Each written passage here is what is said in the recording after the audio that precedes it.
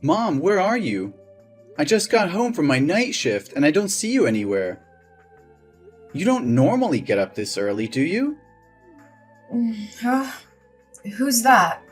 Mom, are you okay? It's me, Calvin, your son. Calvin?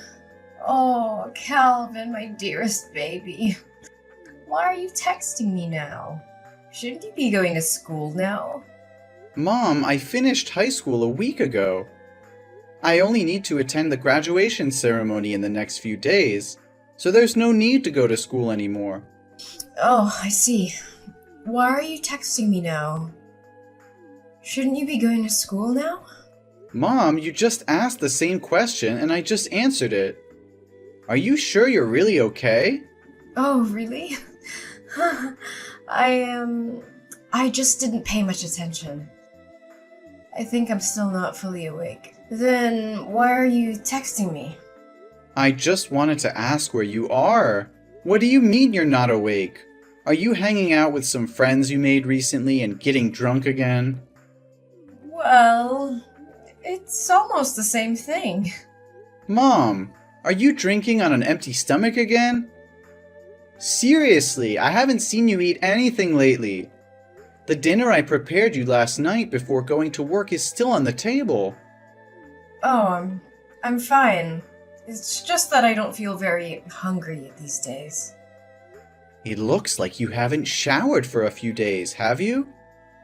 I just collected the dirty clothes in the bathroom to wash.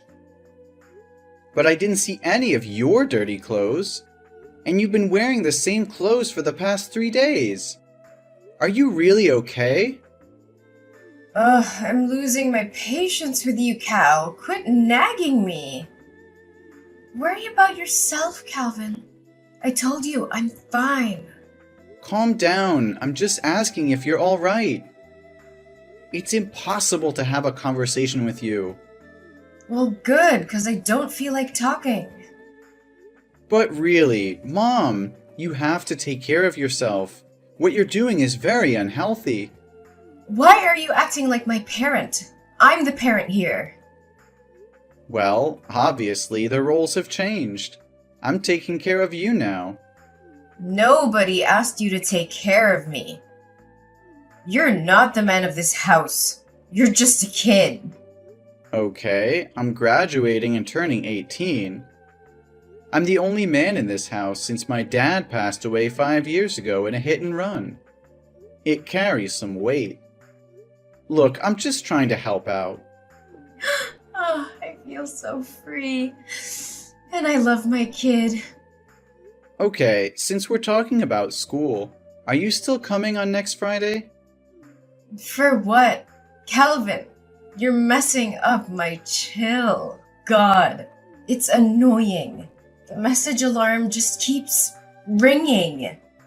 For my high school commencement. Well, I don't know. I'll try. I might be busy though. I might. It's the ceremony for my high school graduation. I have to give my valedictorian speech because I'm the honor student receiving a scholarship from a top university. Ugh, Calvin, seriously, it's not a big deal. What's the problem? This is a big deal! Mom, what's wrong with you? You were just excitedly talking about, oh, my baby's graduating 1 week ago. Now it's not a big deal with you anymore? Okay. Whatever you want. We'll talk about this after you get home. By the way, I just got my salary from my part-time job today. So I've saved up enough money to pay my tuition fees for the first year and still have some left over. So tonight, we're going out for a meal to celebrate. I'll treat. Oh, the college money thing? I was gonna talk to you about that too. Oh, you don't have to worry. I've already saved enough money. Next year, I'll continue working part-time to earn more money for the next year's tuition. You don't need to worry about that. Oh my God, Mom! Where's all my money? I just checked my money box and it's empty. What happened? Is there a thief in the house? No. The room was immaculate, with no signs of rummaging. It's like the person who took the money knew exactly where I hid it and went straight for it. Mom, it was you, right? What? How could you suspect me? Why not one of your friends or somebody else? Come on, Mom. I haven't told anyone about saving this money except you. I've never brought friends home, so how would they know where I hid the money? The digital password on the money box shows no signs of tampering, and the password is a special sequence of numbers between you and me. Only the two of us know it. Fine, it was me, but you shouldn't doubt your own mother, Cal. What? Did you spend my money without even consulting me? Do you realize that's the money I've been saving for 3 long years? I had to work 2 or 3 part-time jobs during the holidays and even take on night shifts. Even during the school term, I worked as a babysitter or gardener for the neighbors just to save every penny. I know our family's financial situation isn't good, so I worked tirelessly to save that money for college without burdening you. But now, why did you take all that money? Oh, baby, I know how hard you've worked. But you see, I just got laid off by my company and I'm unemployed now. Yesterday, one of my friends introduced me to a highly lucrative job opportunity. But since I didn't have any money saved, I borrowed from you temporarily to invest. What? You took all of my hard-earned $8,000 to invest in a job based on a promise from a friend you've only known for a few days? How could you do that? What is that job? How can you be so sure it will be profitable? Are you sure they're not trying to deceive you? Oh, don't you worry. I've been through this job before. You can trust me. Within just 1 month, the money I borrowed from you will be returned and multiplied many times over. It'll be more than enough to cover your tuition fees for all 4 years of university. You won't have to worry about finances anymore. What? How can any job generate that much money in such a short time? Are you absolutely certain they didn't mention those figures just to deceive you? Don't worry. I swear on everything I hold dear, this job will transform our lives. But right now I have to go and secure the merchandise. We'll talk about it later. Mom, slow down. We need to think this through before jumping in. This is our last remaining savings. Mom, please answer me. Don't make impulsive decisions that could ruin us.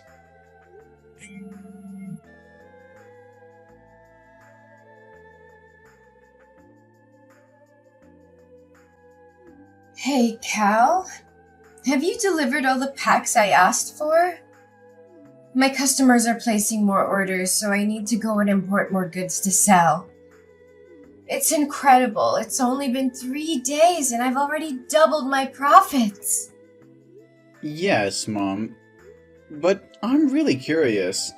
What are you selling that has so many people buying it at such high prices? Each small pack is worth a few $100s. And your customers? They make me really worried. I see students, elderly individuals, and even some rough-looking people with tattoos. Mom, why can't you tell me what you're selling? Since the day you started this business, you've always locked your room and never let me in. Isn't the packaging on the outside of the packs clear enough? Doesn't it say tonic for the soul? You can read, right, Cal? It's just something that brings happiness, comfort, and an escape from the harsh reality. There's nothing to worry about. The product is just quite expensive, so I lock my room to prevent theft. You're overthinking things. Mom, I'm not buying it anymore. I've checked all the pharmacies around here, but I couldn't find any such supplements. Besides, you don't have a pharmacy degree or any knowledge of chemistry to be selling medicine. Mom, let's be honest, what are you really selling? Also, the people I've been delivering to lately bear a striking resemblance to you. They all have needle marks on their arms, just like you. What are you talking about? Needle marks? You're spouting nonsense. Mom, there's no need to hide anymore. I've already seen it. These days, whenever I'm at home, you wear sleeveless tops or jackets, even in the middle of summer. I became extremely curious and suspicious, as if you were hiding something. Do you remember 2 days ago when I unexpectedly came home? You took off your jacket, but when you noticed me, your immediate reaction was to cover your biceps. But I saw it, Mom. I even found a needle stained with blood in the trash bin. You're being overly sensitive. Those marks on my hands are simply mosquito bites. Needles? Syringes? They certainly aren't mine. Some scoundrel must have thrown it in our garbage bag. Mom, are you kidding me? So now you expect me to believe that someone broke into our house just to throw a used needle in the trash? What kind of excuse is that? It's more absurd than anything I've ever heard. Ugh! Sometimes I wish you weren't so intelligent, Cal. Fine. I know that what I'm about to say will change the way you look at me for the rest of your life. You'll judge me, criticize me, and stigmatize me. I'm sure of it. Mom, what's going on? Why does it sound so serious? I promise no matter what it is, I'll always love you and stand by your side. Well, let's see. I'm an addict, Calvin. It's been going on for the past 3 months. Those times I said I was looking out for a job, there were actually moments when I was buying drugs and getting high on a street corner before returning home. And those times I said I was out drinking with new friends, they were the people selling me drugs. And I was high until you texted me. What? You're using drugs? How is that possible? You've always taught me that drugs are poison, that they destroy the human body in the most dangerous ways. You warned me never to listen to friends or anyone who suggested trying them, not even once. You said addicts are selfish, self-centered, useless, and beyond help. How can you be like this now? It must be because of those bad friends you've made recently. Give me their addresses, and I'll make them pay. No, Calvin. It's not their fault. It's me. I couldn't control myself, and I relapsed. All those terrible words I used before, they were the words I had for myself. I wanted to change, to be a good mother, but in the end, I fell back into that sinful path. What? A relapse? But have you ever used drugs before? Why haven't I noticed any signs all these years? Yes, Calvin. That's right. It's a secret I wanted to take to the grave so you wouldn't have to know. The truth is, I've been battling addiction since I was 14 years old. When your grandparents divorced when I was young, no matter where I lived, they were often away on business trips. That left me with a lot of freedom and the pocket money they gave me. It was a recipe for disaster. I made a friend, someone I thought was amazing, and we had a lot of fun together. But one day when I went to her house, I met her mother. She was an addict, and she offered me my first OxyContin. She simply said, "You should try it." And what happened? Please tell me you refused. I wish I did, honey. But I was curious at the time, so I took a pill. The thought that crossed my mind was, I want to feel like this for the rest of my life. It was the perfect escape for me. And from that moment on, I spiraled into addiction, using all the money my parents gave me to buy drugs every day. But then they found out I was high in my room, so they cut off my funds. But the grip of addiction was unbearable, so I became a drug dealer for my friend's mother in exchange for my own supply. For 6 years since I first tasted the allure of drugs, I tried various stimulants, from heroin to synthetic substances. And during that time, I mistakenly believed I was living in heaven. But you said you'd recovered from addiction. What happened, Mom? That's true. Something heartbreaking happened that jolted me awake from my complacency. My best friend died of an overdose right before my eyes, and I was too high at the time to help her. By the time I regained my senses and called for an ambulance, it was already too late. I blame myself every day because I introduced her to drugs. Despite growing up with an addicted mother, she fought hard not to become like her. But it was my influence that led her down that path. I was desperate at that time and got caught by the police, who sent me to a youth rehab center. It was there that I met your father. How was my dad? I thought you met him while he was working as a doctor at the local hospital. Why did you meet him in rehab? Your father was actually an intern at the rehab facility that year. Unlike others, he didn't treat addicts like me as scum. He was compassionate and supportive throughout my recovery journey. We grew close, and he became my beacon of hope. Since then, I have stayed away from drugs. So why, after almost 18 years of being clean, did you fall back into addiction? After your father passed away, I fell into a deep depression, feeling unloved and contemplating suicide. The thought of leaving you alone in this world held me back. The pressure of making money and the constant feeling of failure as I couldn't achieve financial success left me exhausted. Finally, being fired from my job was the last straw, and I completely fell apart.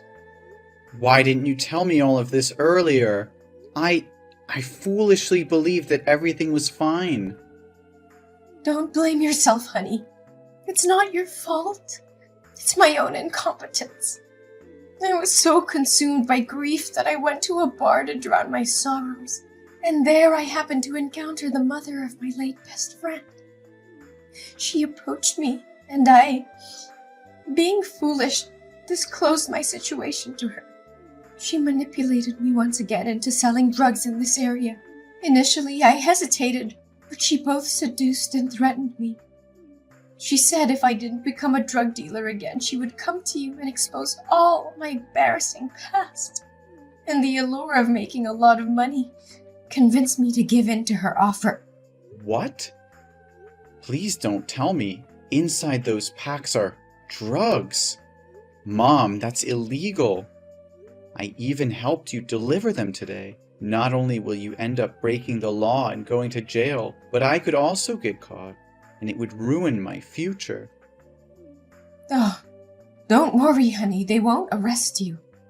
You're still just a kid, and they didn't arrest me back in the day. You were just helping me with the deliveries today.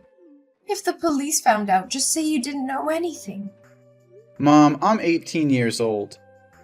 I'm an adult, and I'm old enough to face the consequences of my actions with the law. What? No way. I always thought of you as just a kid. What should I do? I've not only shattered my image as a good mother, but I've also jeopardized your future. I never wanted this for us, Calvin. I never wanted to be an addict, but I couldn't escape its clutches. I'm so sorry for failing you, for failing as a mother. I know it's unforgivable, but I did it out of desperation.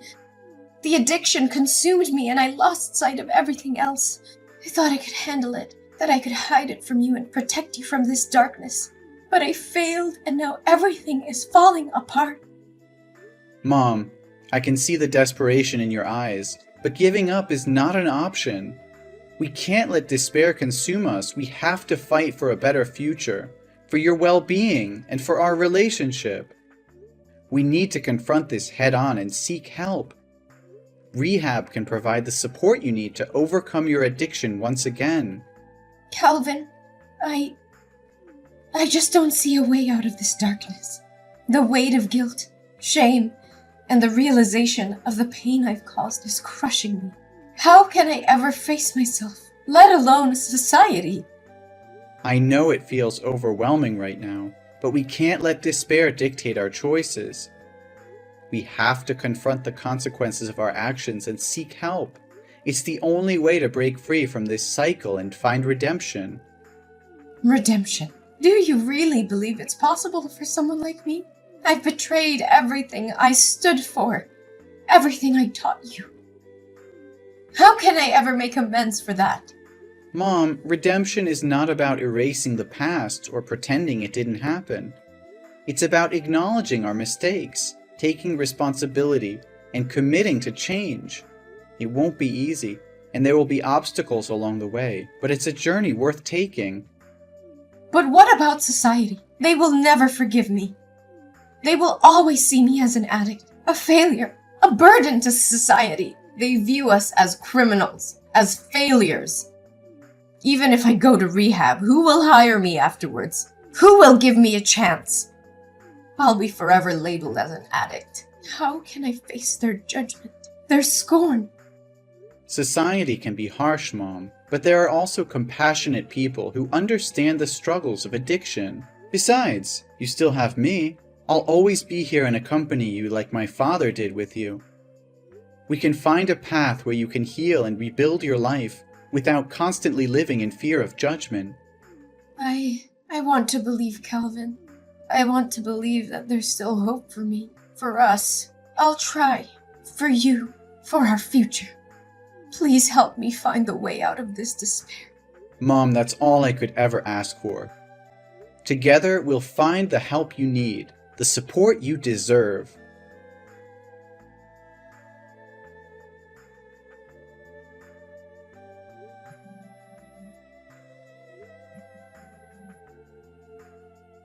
Mom, where are you? Mom? The hospital just called me and said you ran away. Where did you go? You just escaped death. Calvin, I'm sorry. I'm really sorry. I couldn't contain myself. I never wanted this, Calvin. I never wanted to go down this path again. But the pain, the emptiness inside me grew so intense that I found myself drowning in desperation. I thought I could handle it, that I could find an escape, and then the devil's whispers echoed in my ears, tempting me with false promises of relief. Why don't you just let me die of an overdose? Why are you trying to save my life? And now I have to live in humiliation. I don't dare see you again. Mom, please don't say that. Don't give up on yourself. I can't bear the thought of losing you. I'm scared, Mom. Scared of what might happen if I can't find you in time. You have no idea how scared I was yesterday morning. I was getting ready to go to school for the graduation ceremony when I heard a loud noise coming from your room. I felt so nervous, so I opened the door to check. The scene I witnessed still haunts me. You were lying on the ground with a needle in your lap, covered in vomit and foaming at the mouth. Your whole body was twitching, and it seemed like you'd passed out. I was terrified and immediately called 911. If I had left even a little bit earlier that day... Calvin, I'm so sorry for putting you through all this pain. I never wanted to hurt you. The depths of my despair consumed me, clouding my judgment and blinding me to the love and support you've given me. Mom, you're not alone in this. I know it's hard, but we can fight through it together. Your life is worth living, worth fighting for. I won't let you slip away into darkness. Please, let me help you. Help me? Calvin, I'm beyond help. I've let you down, failed as a mother, and now I'm dragging you into the depths of my own despair. I can't bear to see you suffer because of me. No, Mom, you haven't failed me. We all make mistakes, and I refuse to believe that this defines who you are. You're so much more than your addiction. You're my mother, the one who raised me, loved me, and supported me. I can't abandon you now, not when you need me the most. But Calvin, don't you see? I'm trapped in this vicious cycle. Every time I try to escape, it pulls me back in. I can't bear the pain, the shame, and the weight of my own mistakes. It feels like there's no way out. Mom, I can't just stand by and watch you carry this burden alone. The guilt and shame will eat you alive, and I can't let that happen. We have to go to the police together, confess everything, and reveal who provided you with those drugs. We can't let them get away with destroying our lives. No, Calvin! I won't let you sacrifice your future for me. You deserve a chance at a normal life, free from the consequences of my actions. I can't bear to see you suffer because of my mistakes. I'm already drowning in guilt, and I can't drag you down with me. You think I care about a normal life? Mom, all I care about is you. We're a family, and families stick together no matter what. I won't let you face this alone. We'll face the judgment, the discrimination, and the consequences together. I won't abandon you in your darkest hour. Calvin, you don't understand. Society will never accept us. We'll be branded as criminals, as addicts, and it will haunt us for the rest of our lives.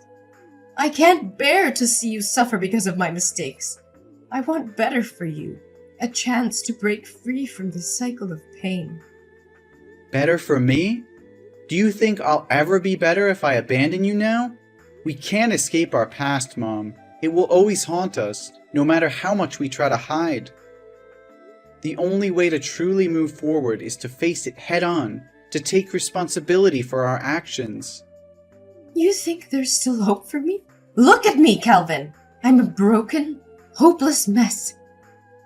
It's too late for me, Calvin. I'm tainted, damaged beyond repair. But you still have a chance. You're young, talented, and full of potential. Save yourself and leave me behind. It's the only way for you to have a future worth fighting for. I'd rather face the consequences alone, no matter how severe they may be. No, Mom, I won't leave you behind. We're in this together through thick and thin. I can't imagine a future without you, and I won't let you give up on yourself. We'll face the world together, and we'll prove them wrong. We'll show them that love and support can conquer even the darkest of times. Just come back to the hospital, okay? After you completely recover, we'll go to the police station together. I'm terrified, Calvin. Terrified of the unknown, of what lies ahead of us. But seeing the determination in your eyes, the unwavering love you have for me, gives me a glimmer of hope. Maybe, just maybe, we can find a way to rebuild our shattered lives together. Let's face this storm, hand in hand, and never let go.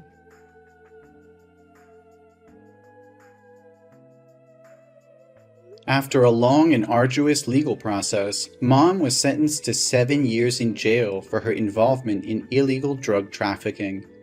It was a heavy blow to both her and me, knowing they would be separated for such a long time. However, there was a glimmer of hope amidst the darkness. During the trial, Mom made a courageous decision. She decided to reveal the identity of the leader of the drug ring, providing crucial information to the authorities. Her willingness to cooperate and assist in dismantling the operation earned her a reduction in her sentence. Instead of serving the full 7 years, her sentence was reduced to 5 years. As for me, the court recognized my genuine remorse and the fact that I had been caught up in my mother's desperate struggle. Despite my involvement in transporting drugs, the judge saw potential for my rehabilitation and granted me a suspended sentence of 1 year, giving me a chance to turn my life around. The sentencing was bittersweet, as we knew we would be apart for a considerable period. But it was also a turning point, a chance for us to rebuild our lives and make amends. We held on to the hope of a brighter future, even in the face of adversity. While Mom served her time behind bars, I dedicated myself to self-improvement. I pursued education and counseling, determined to break free from the shadows of the past. I surrounded myself with positive influences and used my experience to raise awareness about the dangers of drug addiction. As the day of my mom's release approached, I eagerly awaited her return. I had grown into a responsible and compassionate young adult, ready to support her transition back into society. Together, we embraced the second chance life had given us, determined to make the most of it.